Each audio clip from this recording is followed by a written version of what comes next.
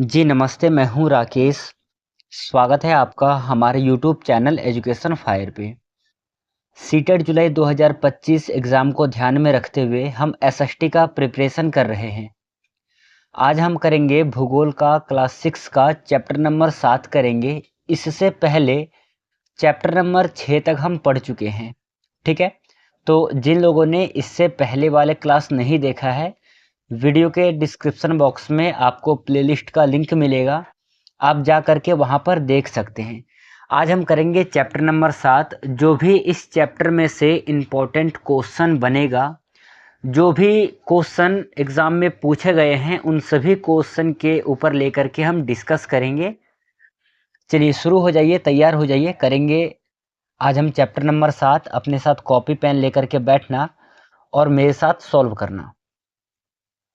पहला प्रश्न है आपका, भारत की मुख्य भूमि का विस्तार दक्षिण से उत्तर की ओर किन अक्षांशों के मध्य है?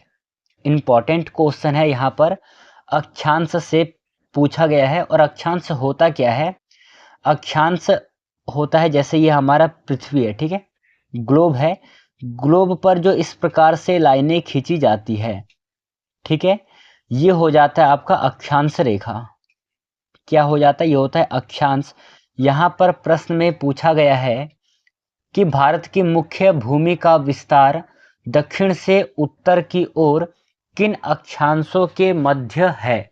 नीचे आपके लिए 4 ऑप्शन है, सही उत्तर कौन सा होगा? आंसर है आपका ऑप्शन नंबर ए, 8.4 अक्षांश उत्तर से 8.6 अक्षांश ये है, ठीक है। तो ये आपको याद रखना है, ऑप्शन नंबर ए इस प्रश्न का सही जवाब है।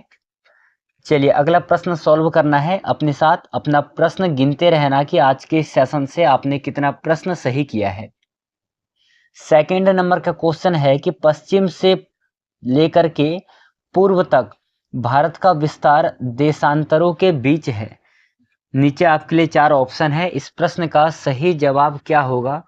जल्दी से कमेंट सेशन में देना। इस प्रश्न का सही आंसर है ऑप्शन नंबर डी, 68 अक्षांश 7 पूर्व से लेकर के 97 अक्षांश 25 पूर्व तक है, ठीक है। ऑप्शन नंबर डी इस प्रश्न का सही जवाब है। चलिए अगला प्रश्न है, कर्क रेखा 23.5 डिग्री अक्षांश उत्तर किन राज्यों से होकर के गुजरती है? इसे समझने के लिए हमें एक मैप बनाना पड़ेगा, एक ग्लोब बनाना पड़ेगा, ठीक है। ये जो पृथ्वी को 2 बराबर भागों में बांटती है, इस रेखा को हम कहते हैं विषुवत रेखा या फिर भूमध्य रेखा। इसके बाद जो ऊपर ये लाइन है, इस लाइन को हम कहते हैं कर्क रेखा। और नीचे इस प्रकार से एक और लाइनें गुजरती है जिसे हम कहते हैं मकर रेखा। दोनों ही 23.5 डिग्री अक्षांश पर स्थित है, ठीक है, दोनों ही 23.5 डिग्री अक्षांश पर है। बस फर्क इतना है कि कर्क रेखा जो है वो उत्तरी गोलार्ध में है और मकर रेखा जो है वो दक्षिणी गोलार्ध में स्थित है। यहाँ पर आपसे पूछा है कि कर्क रेखा किन राज्यों से होकर के गुजरती है। आपको याद रखना है, कर्क रेखा 8 राज्यों से होकर के गुजरती है। और आपको यदि 8 राज्यों के नाम याद हैं तो इस प्रश्न का जवाब आप सटीक और सही तरीके से देंगे।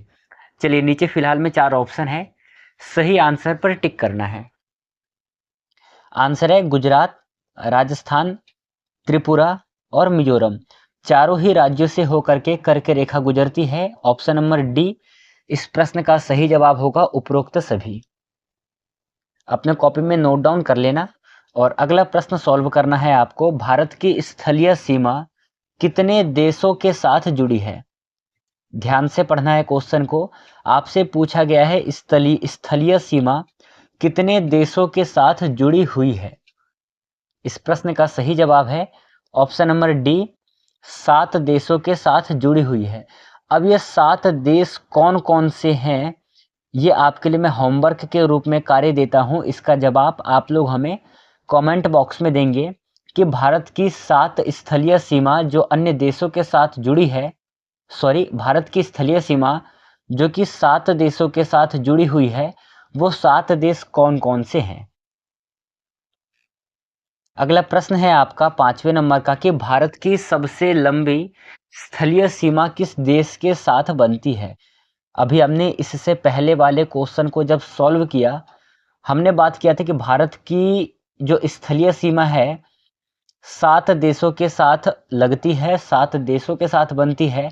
पर यहाँ पर प्रश्न में पूछा गया है कि उन 7 देशों में से सबसे लंबी सीमा किस देश के साथ में बनाती है या बनती है? सही जवाब है ऑप्शन नंबर डी, बांग्लादेश के साथ बनती है। ऑप्शन नंबर डी इस प्रश्न का सही जवाब है। अगला प्रश्न है, भारत का कौन सा राज्य 3 तरफ से अंतर्राष्ट्रीय सीमा से घिरा हुआ है? ठीक है, भारत का कौन सा राज्य 3 तरफ से अंतर्राष्ट्रीय सीमा से घिरा हुआ है? ये नीचे आपके लिए 4 ऑप्शन है और नीचे कूट दिए हुए हैं, क्योंकि इस प्रकार के प्रश्न अक्सर सीटेट के एग्जाम में पूछता है, इसीलिए ये प्रश्न मैं आपके लिए लेकर के आया हूं। अब बताइए, इन चारों ऑप्शन को पढ़ करके सही आंसर पर आपको टिक करना है। आंसर है इसका ऑप्शन नंबर सी हो जाएगा, क्योंकि जो सिक्किम है और त्रिपुरा है, ठीक है, ये अंतर्राष्ट्रीय सीमा से घिरा हुआ है। ठीक है, ये 3 तरफ से अंतर्राष्ट्रीय सीमा से घिरा हुआ है। इसे हम लोग क्या कहते हैं? लॉकलैंड कहते हैं। ठीक है, लॉकलैंड कहते हैं, ये भी आपको याद रखना है। चलिए अगला प्रश्न सॉल्व करना है आपको। 7वें नंबर का प्रश्न है, भारत के कितने राज्य कम से कम 2 देशों के साथ अपनी सीमा को साझा करते हैं? 8 राज्य, 9 राज्य, 7 राज्य या फिर 6 राज्य? भारत में वर्तमान समय में यदि हम देखें तो 28 राज्य हैं। 28 राज्य में से भारत के कितने राज्य ऐसे हैं जो कि कम से कम 2 देशों के साथ अपनी सीमा साझा करते हैं? और इस प्रश्न का सही जवाब है ऑप्शन नंबर सी, 7 राज्य ऐसे हैं जो कि कम से कम 2 देशों के साथ में अपनी सीमा को साझा करते हैं। ऑप्शन नंबर यहाँ पर सी सही जवाब हो जाएगा। चलिए इस प्रश्न के साथ हम अगला प्रश्न करेंगे, उससे पहले कुछ और हम जान लेते हैं। सबसे पहले देखिए, एक प्रश्न यहाँ से बनता है, भारत का क्षेत्रफल। ठीक है, भारत का क्षेत्रफल, भारत का क्षेत्रफल कितना है? तो 32.8 लाख वर्ग किलोमीटर जो है, ये क्षेत्रफल है भारत का। और भारत को यदि हम भारत का नक्शा बनाएं, कुछ इस प्रकार से भारत का नक्शा है, जिसमें कि दक्षिण का भाग इधर है, ऊपर की ओर आपका उत्तर हो जाएगा, आपके दाएं हाथ की तरफ पूर्व हो जाएगा और बाएं हाथ की तरफ पश्चिम है। ठीक है, तो उत्तर से दक्षिण मतलब कि ये जो विस्तार है भारत का, ये है आपका 3200 किलोमीटर, 3200 किलोमीटर। और जो पूर्व से पश्चिम इधर से इधर का विस्तार है, वो है 2900 किलोमीटर। कितना है? 2900 किलोमीटर। तो ये यहाँ से 3 प्रश्न आपके और बनेंगे। इन 3 प्रश्नों को भी आप अपने कॉपी में नोट डाउन कर सकते हैं। चलिए करेंगे अगला प्रश्न। 8वें नंबर का प्रश्न है, विंध्य एवं सतपुड़ा पर्वत श्रेणी के बीच से कौन सी नदी बहती है? ठीक है, 2 पर्वतों के नाम हैं, एक है विंध्य, दूसरा है सतपुड़ा। इन पर्वत श्रेणियों के बीच से कौन सी नदी बहती है? इस प्रश्न का सही जवाब है आपका नर्मदा नदी बहती है। ठीक है, जब हम नदी की बात कर रहे हैं तो आपको पता है कि नदियों का जो स्रोत है वो हिमालयी पर्वत है, क्योंकि जो बर्फ है वहीं से पिघल पिघल के आपके नदियों में पानी होती है। एक बार हम देखेंगे, जो हिमालय पर्वत है, हिमालय पर्वत को मुख्यतः 3 भागों में बांटा गया है। ठीक है, हिमालय को 3 भागों में बांटा गया है।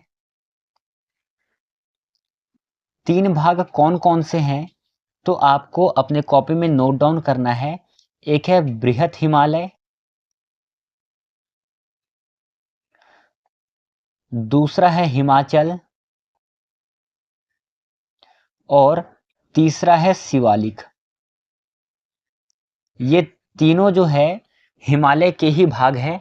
पर प्रश्न ये है कि बृहत हिमालय हम किसे कहेंगे, हिमाचल हिमालय हम किसे कहेंगे और शिवालिक हिमालय हम किसे कहेंगे। तो आपको याद रखना है, सबसे उत्तर में स्थित श्रृंखला को बृहत हिमालय या फिर इसे एक अन्य नाम से जाना जाता है हिमाद्री। वो एक सॉन्ग है ना, हिमाद्र तुंग भारते स्वतंत्रता पुकारती। तो हिमाद्री मतलब हो जाएगा बृहत हिमालय जो कि सबसे उत्तर में स्थित है। दूसरा है हिमाचल। हिमाचल क्या है, ये दक्षिण में मध्य हिमाचल में स्थित है। ठीक है, ये तो हो जाएगा आपका उत्तर में, और हिमाचल जो है ये दक्षिणी भाग को कहते हैं। शिवालिक जो है सबसे दक्षिण में स्थित श्रृंखला को कहते हैं। ठीक है, ये दक्षिण हो जाएगा और ये सबसे दक्षिण में स्थित हो जाएगा। तो ये 3 प्रश्न आपको नया और अपने कॉपी में ऐड कर लेना है। ये प्रश्न आपके एग्जाम के लिए इंपॉर्टेंट है, और जो भी इस प्रश्न से इंपॉर्टेंट बनेगा मैं आपको इस वाले स्लाइड पे करवाऊंगा। चलिए प्रश्न को सॉल्व करना। ताप्ती नदी के संदर्भ में नीचे दिए गए कथनों में से कौन सा या फिर कौन से कथन सत्य है। नदी है तापी नदी, इसके संदर्भ में कौन सा कथन सत्य है। नीचे आपके लिए 3 लाइनें हैं, इनको पढ़ करके आपको सही आंसर का चयन करना है। पहला है, तापी नदी सतपुड़ा पर्वत श्रेणी के दक्षिण में बहती है। दूसरा है, तापी नदी भारतीय प्रायद्वीप की एकमात्र नदी है जो पूर्व से पश्चिम की ओर बहती है। और तीसरा है, तापी नदी के उत्तर में अजंता और सतमाला पर्वत अवस्थित है। नीचे आपके लिए 3 है लाइनें, तीनों लाइनों में से कौन सा कथन सही है तापी नदी के संदर्भ में। नीचे आपके लिए 3 ऑप्शन है, इसमें से सही आंसर का चयन करना है। सही आंसर होगा केवल एक। ठीक है, जो तापी नदी है वो सतपुड़ा पर्वत श्रेणी के दक्षिण में बहती है। केवल ये लाइन ही सही है, अदरवाइज ये दोनों ही पंक्ति गलत है। इसीलिए आपका ऑप्शन नंबर ए सही जवाब हो जाएगा इस प्रश्न का। जब हम नदियों की बात करेंगे तो आपको याद रखना है, जो संसार की सबसे बड़ा डेल्टा बनाती है, सबसे बड़ा डेल्टा कौन सा है, आपको अपने कॉपी में नोट डाउन करना है। संसार का सबसे बड़ा डेल्टा कौन सा है, सुंदरवन डेल्टा। ठीक है, संसार का सबसे बड़ा डेल्टा है सुंदरबन डेल्टा। और सुंदरबन डेल्टा किन नदियों को मिलाकर के बनती है, तो आपको याद रखना है, एक नदी है गंगा नदी और दूसरी जो नदी है वो है ब्रह्मपुत्र। ठीक है, इन 2 नदियां मिलकर के संसार का सबसे बड़ा डेल्टा बनाती है जो कि है सुंदरबन डेल्टा। ये प्रश्न भी आपको अपने कॉपी में नोट डाउन कर लेना है। चलिए फिलहाल में करिएगा आप अगला प्रश्न। अगला प्रश्न है आपके लिए कि हिमालय पर्वत को 3 मुख्य समानांतर श्रृंखलाओं में बांटा जाता है, उत्तर से दक्षिण की ओर उनका सही क्रम क्या है। ठीक है, मैंने आपको बताया था किन भागों में बांटा गया है, 3 भागों में बांटा गया है।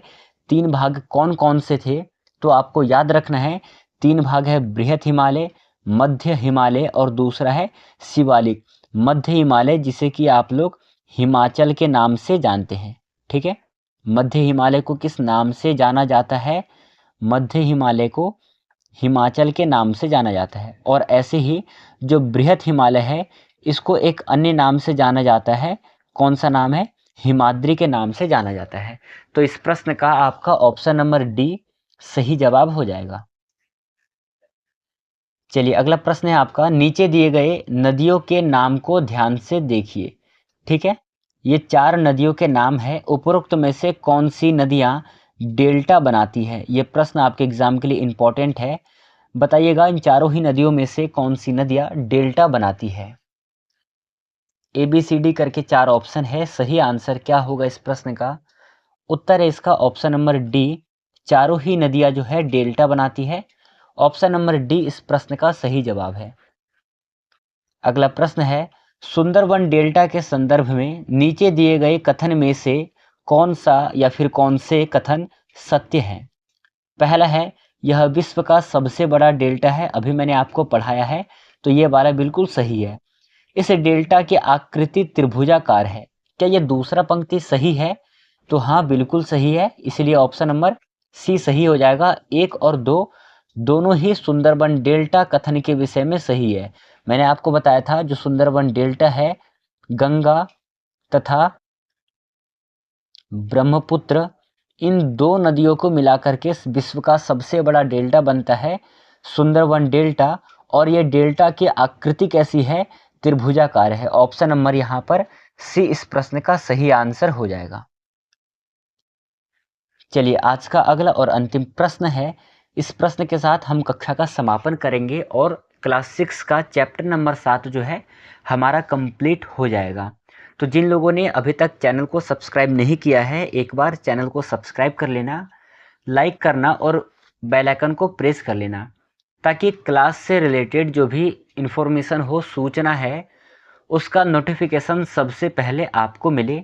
तो आप लोग चैनल को सब्सक्राइब कर लेना। और जो भी आपके मित्रगण पढ़ना चाहते हैं, सीटेट एग्ज़ाम की तैयारी कर रहे हैं, उनके पास भी वीडियो का लिंक शेयर कर दीजिएगा आप लोग।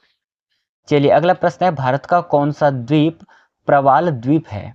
मतलब कि कौन से द्वीप को प्रवाल द्वीप कहा जाता है?